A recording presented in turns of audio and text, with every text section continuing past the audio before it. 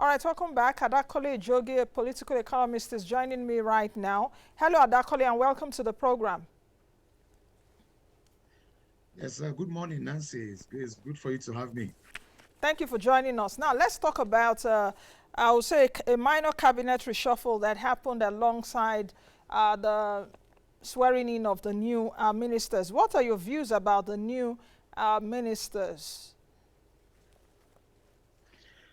Well, thank you, Nancy, for inviting me. Let me start by saying that while we appreciate the current government for trying to see how they can rejig, retweet the cabinet to ensure that it performs optimally in deliverance of good governance. Most of the seven names that have been sworn in, seven ministers that have been sworn in, to my mind, unknown to me. So I think it will be unhealthy for me to pass some kind of judgment or attestation to what they can achieve in their portfolios. But that being said, I think that my approach for this is to look at it in the general overview. We're talking about the functions of a minister with regards to them being political heads of ministries of government and to deliver government policies. The ministers of the cabinet are supposed to deliver government policies. And when we look at the last 7 years, I think this administration has changed, has only or barely retweaked their cabinet, I think 2 or 3 times. And what just happened actually is even a replacement for those who had a political interest, who are now who left the cabinet. I think when you look at, I think when we juxtapose that to the general outlay of the Nigerian economy and how this cabinet or this particular administration has performed in the last 7 years, I think most Nigerians will agree with me that we have had an abysmal performance from the cabinet. I mean, some of those, some of the ministers.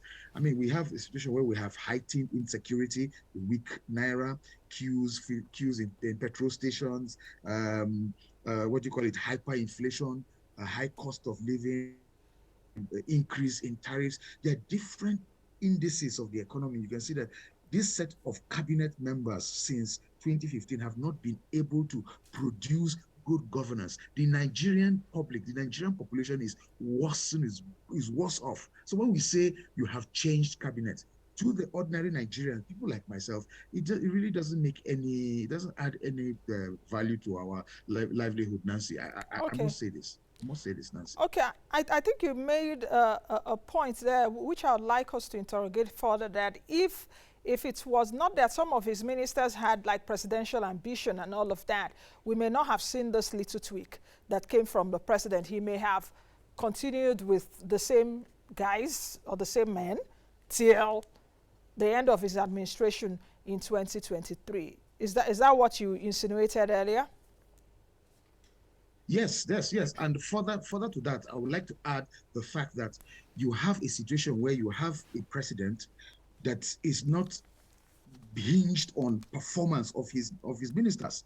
I mean, every minister should be hinged on performance. How well do we have square pegs in square holes? How are they performing? Whether it's the minister for finance, whether it is the minister for whether it's health, education. I mean, Niger Delta affairs. How have they performed? What indices have we measured them by? And then, like I said earlier, Nancy, I think that this current administration is not hinged on good governance, performance, delivery of public good. They are not hinged on that. I think that it is still how they came in. All those lies, propaganda, half truths. I mean, you keep hearing different stories from this administration, and it is very, very frustrating as a citizen of this country, Nancy. I must say this, that governance should be about performance. It should be about delivery of public goods. It should be about trust. It should be about so many other things that will benefit the lives of the Nigerian people. Not this one that we're having jailbreaks 30 kilometers away from the city center. We've had bandits attacking train. Our children, our families are in the bushes, in the hands of bandits. And then you keep hearing, I was listening to Lai Mohammed the other day on a foreign channel with Peter Okoche, and I was heartbroken.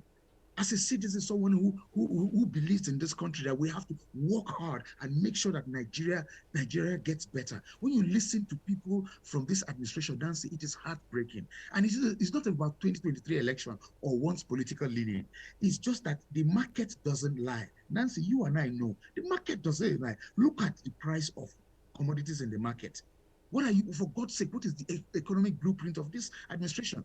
Now you are changing ministers. You are changing ministers to do what? Have you given them benchmarks? Have you benchmarked them to say, okay, this is what we want these current ministers to achieve? I mean, we have barely 10 months to the end of this administration. About 9 months. So what are these ministers even going to do? If they have had these 7 years, this administration has run for 7 years, you have heightened insecurity, weak naira, unsustainable debt profile, high lending rates from the banks, increase in cost of living, no electricity, hyperinflation, fuel crisis. Look, I can go on and on and on, Nancy. It is just that we just have to find a way to improve on governance. Okay, let's talk about that. If you can hear me, like I said, Nancy, we must get the correct ones, the ones that we know, we can vouch for, that have capacity, that have competence, that have character, that have compassion. Well, see, they have track record. They say, yes, these people can perform. Okay, let's take it, and this will be the last till we get over to the next segment, because we'll have to go for the next segment. But you've so much harped on performance. And what came to my mind is the breaking news right now in the whole of the UK that British Prime Minister Boris Johnson is set to step down later this afternoon. Why? Because of leadership. Members of his government, we saw 50 plus members, MPs, resigning at least in the last 2 days or so. The allegations, that he's not that responsible. Leadership crisis, as it were. And you're seeing that is taking his head off. If we come to Nigeria, it seems that the opposite, it's the opposite. Apart from when the president sacked 2 ministers, was it early this year? I can't even remember. But I know he sacked the Minister of Agriculture and the Minister of Power. And a lot of people were like, oh, okay, it seems President Buhari, whether more heads will roll and all of that. And you did say something earlier that we may not even know these people, perhaps the new ministers. Even among the old ministers, can Nigerians actually even count 10 of their ministers, so to speak, off the cuff? Now just say count 10 ministers. In this administration, perhaps, someone that will come to mind, Babatunde Raji Fashola, who else again? Dr. Chris Ngige, who else again? Perhaps former governors that are there will easily be counted. But this speaks to the issue of performance, which you talked about. So if we just oppose what's happening in the Western countries and what's happening here, stark difference. Nancy, that's a tricky one, because the two political systems are different and the political culture is also different. But you see, it's still about governance. It's still about performance. And leadership. It's still about delivery of public good. Yeah. When we have goods, when you have a system that is based on certain parameters of governance, knowing that government is not a place where you go and get rich, government is a place of service, then whether to resign or to quit office shouldn't be a big deal. It should be a normal thing. But in the Nigerian system, most largely, you have a system where political office holders, especially ministerial appointments, are for cronies, political cronies, are for political rewards, are for it's not about delivery of public goods, as in who is the best man suited for this job, or the best woman, or the best youth, or the best hand suited to deliver this good. Who can we hold to accountable? Say, when Nigeria needs to generate power, who has the experience to deliver this with the agenda of the political party put in place, a 5-year plan to move us from a paltry 5-6 megawatts to probably 30-20 megawatts in 5 years.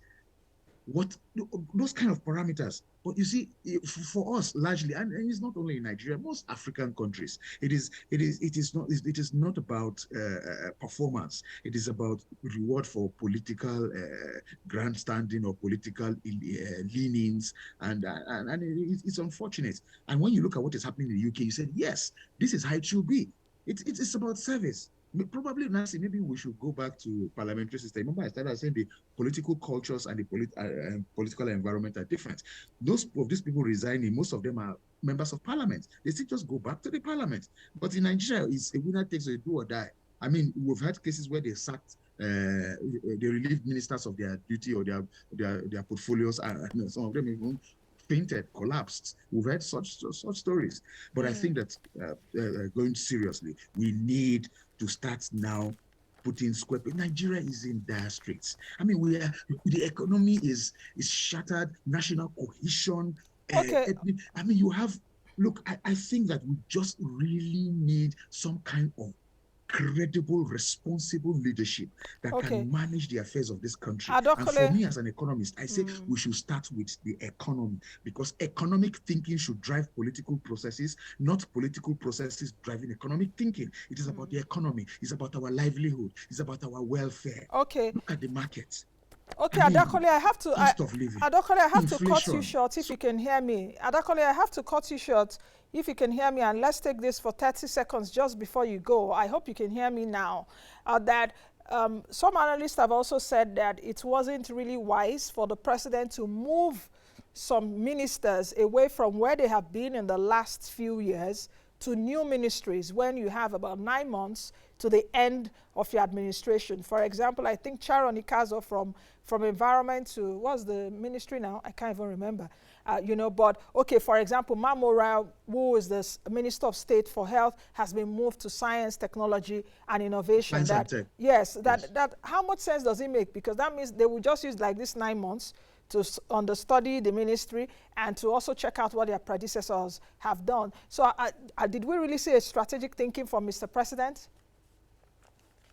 No, Nancy, I must answer in the negative. I don't see any reason why they should do that, since the administration is winding down, knowing the way where the governance, the civil service governance structure works. When you do that transfer, you now have to now start learning the processes in that ministry and all of that. Okay. I don't think it's strategic thinking from the president. I think it's faulty thinking.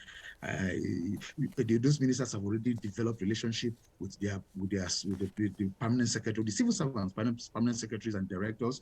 They are used to the processes within that particular ministries. Some of them have even gone to defend their budgets in the National Assembly. They know what is what and where is where with regards to implementation of certain projects that they had already inserted in the national budget. Okay. So I think yes, the minister is an administrative head. You now have the civil service structure to back him up, but at the same time, the political head is the one that drives the policy with that ministry. And remember, it is about the human capacity. It's about relationships. These ministers or these people are human beings. Okay. You have a minister and a PAMSEC that have been working well over a particular time. They've agreed on parameters. Adakole, I think I have to cut you short there.